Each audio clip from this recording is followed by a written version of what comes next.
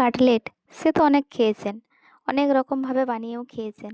একবার এভাবে পনিরের কাটলেট বানিয়ে দেখুন। ছোট বড় সকলে বারবার আবদার করবে বানানোর জন্য।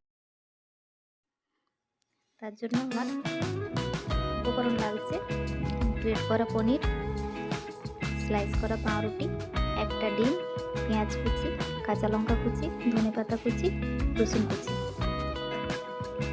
একটা বোল নিয়ে নিয়েছি। এখানে আমি পাউরুটিগুলো টুকরো টুকরো করে দিয়ে দেবো।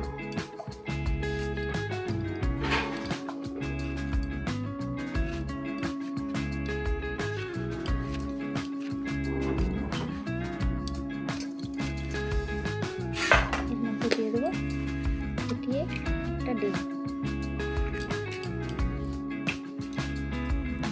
এর মধ্যে দিয়ে দেবো কোচানো পেঁয়াজ,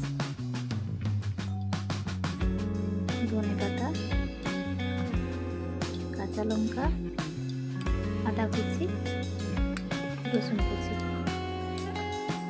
সব ভালো করে মেখে নেব।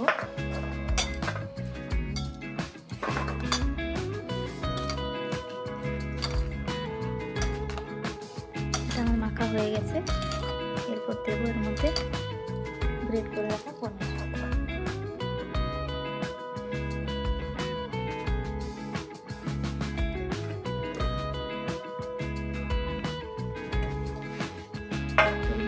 লবণ,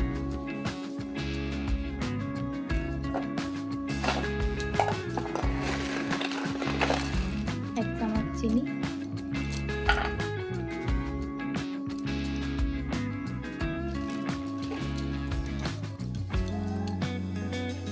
আর দিয়ে দেবো একটু পাতিলেবুর রস। সব উপকরণ ভালোভাবে মেখে নেব। সব উপকরণ আমার মাখা হয়ে গেছে। এবার আমি এগুলো কাটলেটের আকারে গড়ে নেব।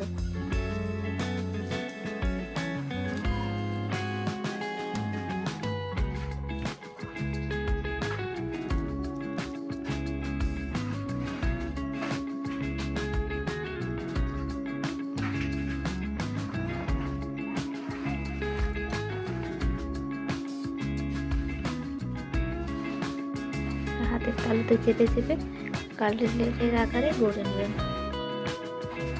এভাবে আমি সবগুলো গড়ে নেব।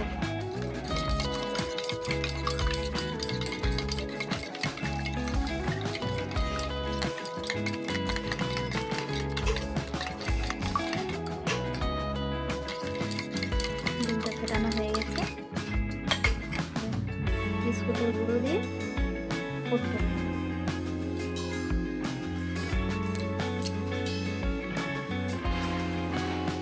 এভাবে ডিমের গলায় ডুবিয়ে নেবেন।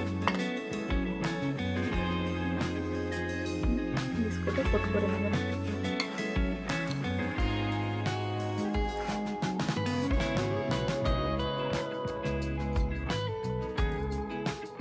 ডাবল কোট করার প্রয়োজন নেই, একবার কোট করলেই হবে।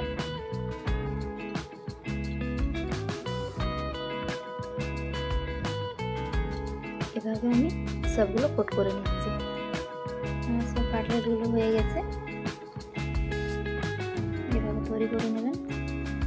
কড়াইতে তেল বসিয়ে দিয়েছি, তেল আমার গরম হয়ে গেছে। এরপর আমি এক এক করে কাটলেটগুলো ভেজে নেব।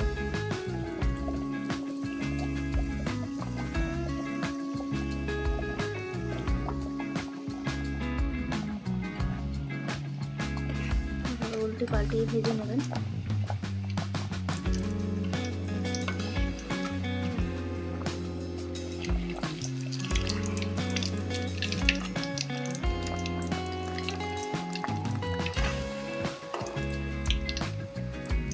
কাটলেটগুলো ভাজা হয়ে গেছে। এবার আমি বাকি সবগুলো ভেজে নিচ্ছি।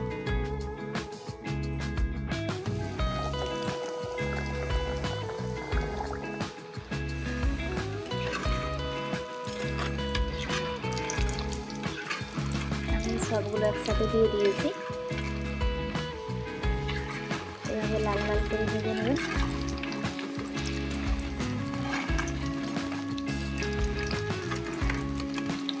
সব কাটলেটগুলো ভাজা হয়ে গেছে। এবার আমি তুলে নেব।